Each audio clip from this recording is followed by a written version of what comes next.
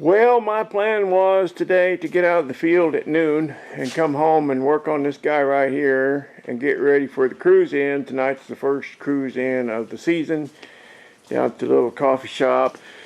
You know, that was my plan. Well, it's 3 o'clock and I just now got home. You know, I had to go back out the field and help Victor a little bit, and my shop is destroyed because it's grafting season.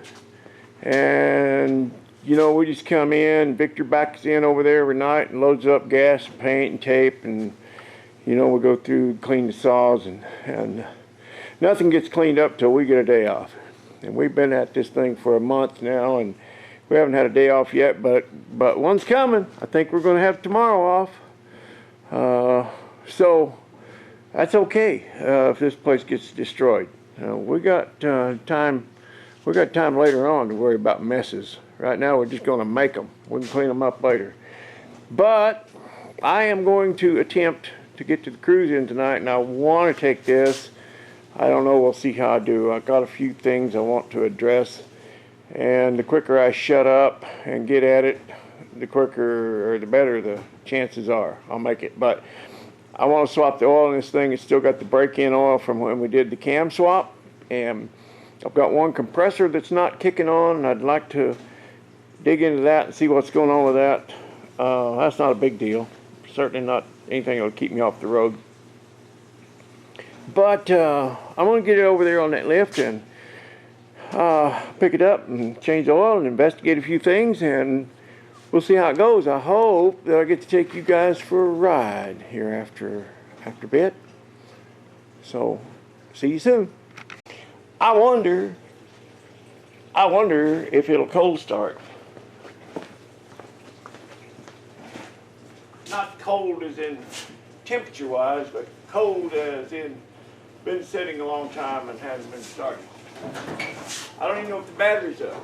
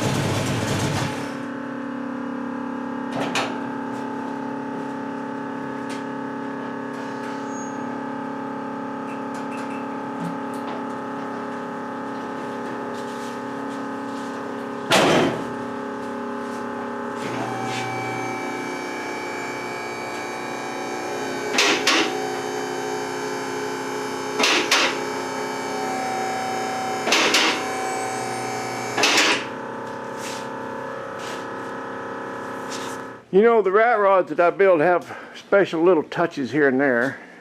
I put these shiny little bolts in here for my friend Ralph, because he likes shiny things, you know. He likes shiny paint and things that glisten and glow, you know. So these are for my buddy Ralph. Put those in there. My little rockabilly rat's got a bug in the grill that was given to me by my friend Faye. So the little bug, that's for Faye Bob. And this is, I painted this this drain plug Chevy orange for my buddy Chevaholic.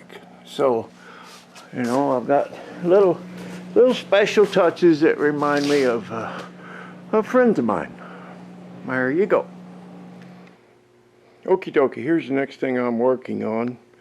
These tail lights are 59 caddy tail lights, and these are 58, which would be original to this car. And the way they attach, as you can see, the bolt holes, they just screwed right straight in. There's a plate in the back, and these just screwed into that plate and covered the bulb, and it's real simple and easy. But these mount, the screws go in from the side and not this way. So as you can see one of them right there. So I had to build some plates, a little adapter that would screw straight in, and then I could bolt these on too, or actually bolt these on first, and then I think they're screwed in from the back side. Maybe over time they have gotten loose, and I'm going to investigate that and see if I need to come up with a completely different design for my mounting bracket adapter, or if everything just needs to be tightened up and maybe use some different little screws or bolts or Loctite or whatever the deal is, but we'll figure it out. Anyway, this one's pretty easy to get to because this is where you would put the gas in a 57 Cadillac. It's kind of like a 56 Chevy. So that makes it easy to get to the wiring and all that. And I have another one of these.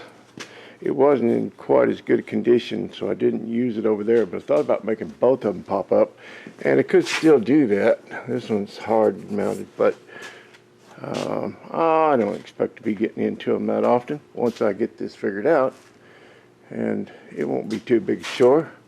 I have taken on lots more difficult projects, so I'm going to look into this. Well, I got my tail lights, or lenses, all secured. I just had to tighten everything up. That's all. It's all good. So I love the 59 lenses versus the 57s. So that's pretty cool. I'm going to look into why that one compressor is not kicking on. Although the last time I heard it, it sounded like both of them were running. So probably got a connection issue somewhere in there, but I'm gonna take a look at it, and I just really like to go for a little short ride today, and I may do that since I got my nice plexiglass windows duct taped in, and it's kind of warm and cozy in there. I think I could handle it today. It's about 52 or so up here at this elevation, a little warmer downtown. All right, we'll see what happens. I forget how big this gas tank is, but it's fair size. It's 25 gallon or so, and the one Kerwood got put in his rat is not much bigger than this. It's a 12 gallon tank, and that ain't going to get him far. He's kind of looking into ways to put an auxiliary tank on there. He's looking for a pony keg, which would be pretty cool, but we were joking around last night. I told him that my intentions were to build a trailer with this thing to haul my ice chests and my lawn chairs and maybe my tents and sleeping bags and things like that, if we decided to go to out-of-town car show or something. But I told him I'm probably going to have to put a couple 55-gallon drums of gas on there just to get him from one gas station to the next. But he'll figure it out. And he's got that radiator. I love that radiator. It's just beautiful. It's It's kind of like that one up there. That's my old Chevy radiator up there, but I took it to the shop and the guy said, man, you can't fix those things. They're rotten and aluminum rots. And he said, well, I guess that's aluminum. I don't know, that one may be brass, but he said, you'll fix it here and it'll spring a leak an inch over. And you fix that and it'll spring another leak. And you just chase it all over the thing. But Kerwood has that old one. I think he said it was a Pontiac, maybe. I don't know. Anyway, it's beautiful, and he wants to run it so bad, and I want him to so bad, but I don't think it's going to cool that 502. The outlet on it is only about 1.25 inches diameter, but he's talking about having that, putting a bigger one on and having it moved, and just see what happens. And he knows he may have to put an auxiliary radiator. And you can put it anywhere you want. Put it under the seat if you want to. Put it under the cab. I had a lot of people tell me, oh, you can't put a radiator behind the cab. No, that'll never work. And well, you can, You just gotta figure that stuff out. But he knows. He knows. He'll make it work. he may have 2 or 3 radiators on that thing before it's all done. But where there's a will, there is a way. And if there ain't a way, we'll make a way. Well, had the day off today from grafting, and I really wanted to take this for a little drive. It was a really nice day and sunny and warm and 54 degrees or something like that. And I started working on this thing. I had those Gremlins that I talked about. I wanted to get the Gremlins out. And so, I fixed those taillights. That was bothering me. These things were loose and now they're nice and solid and they don't wiggle around anymore. So that's a good thing. Let's see, what else did I get done? Another Gremlin, one of the compressors was not working, was not kicking on. It had a bad relay. So me and Victor swapped out the relay and fixed a bunch of air leaks. I found some air leaks. So just after sitting so long, it needed to have some fittings tightened up. So we got those bugs out. Those were the 3 things that I'd been working on, and it was all set to drive it. It started raining, just dumped. So I didn't want to take it out. The road's all wet and everything, because I just got it cleaned up. What else did I do? Swapped the oil, did an oil change, got the break-in oil out of it from when we did the cam swap, and I think that's about it. I think it's ready to drive. Oh, we just measured it, because Kerwood measured his Studebaker last night. It was almost 14 feet long. Jesus. So we just measured this one, and it's 17 feet long. And it's 7 feet 4 inches wide back there at the hips. It's got those big old wide childbearing hips back there. 7 feet 4 inches. At least we don't have to have an over width permit. We're just under the limit, I guess. Oh, it's just so ridiculous. It's fun. Can't wait to get it on the road this spring. Haven't had it out yet, but we will. Okay. Mr. Heavy Chevy, he always rings the bell at the end of the shop day, but we honk the horn. There we go. Okay. See you soon. Appreciate you.